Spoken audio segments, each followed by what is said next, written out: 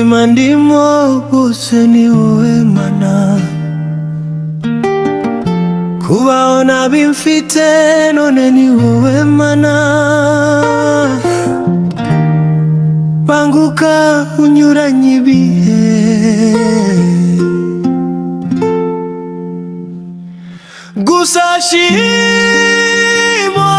Mana nziza ko wavuze ko abarira none aribo bazagubaguta ejo. Isi twicaye hejuru izi ko yaturangije,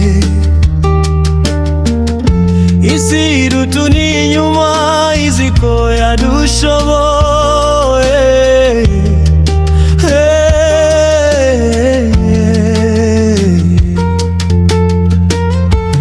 Gusa shimwa Mana nziza